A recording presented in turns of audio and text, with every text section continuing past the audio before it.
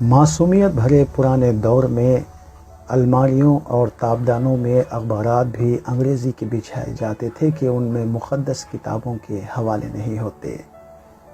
چھوٹی سی چھوٹی غلطی پر بھی کوئی نہ کوئی سنا سنایا خوف ہمارے آڑے آ جاتا تھا۔ زمین پر نمک یا مرچیں گر جاتی تو ہوش و حواس اڑ جاتے تھے کہ قیامت والے دن پلکوں سے اٹھانے پڑیں گے۔ بھیک مانگنے والوں کو پورا محلہ جانتا تھا اور گھروں میں ان کے لیے خصوصی طور پر کھلے پیسے بھی رکھے جاتے تھے۔ محلے کا ایک ڈاکٹر ایک ہی سرنج سے ایک دن میں 50 مریضوں کو ٹیکے لگاتا تھا، لیکن مجال ہے کہ کسی کو کوئی انفیکشن ہو جائے۔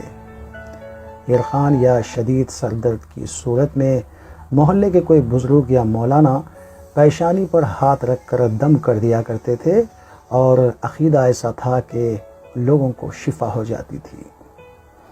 گھروں میں خط آتے تھے اور جو لوگ پڑھنا نہیں جانتے تھے وہ ڈاکیے سے ہی خط پڑھواتے تھے۔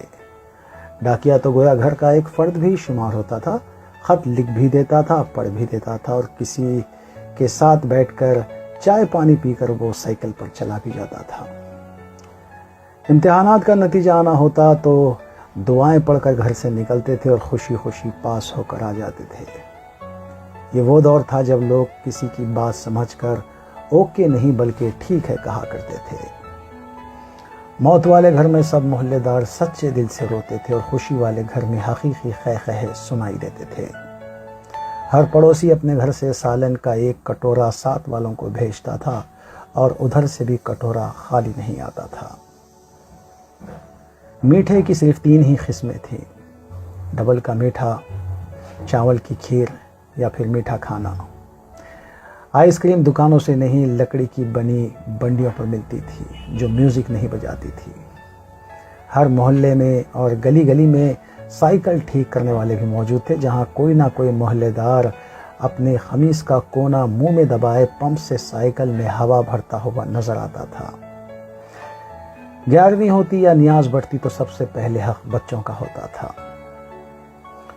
دودھ کے پیکٹ اور دکانیں تو بہت بعد میں وجود میں آئی، پہلے تو لوگ بہانے سے ہی دودھ لینے جاتے تھے۔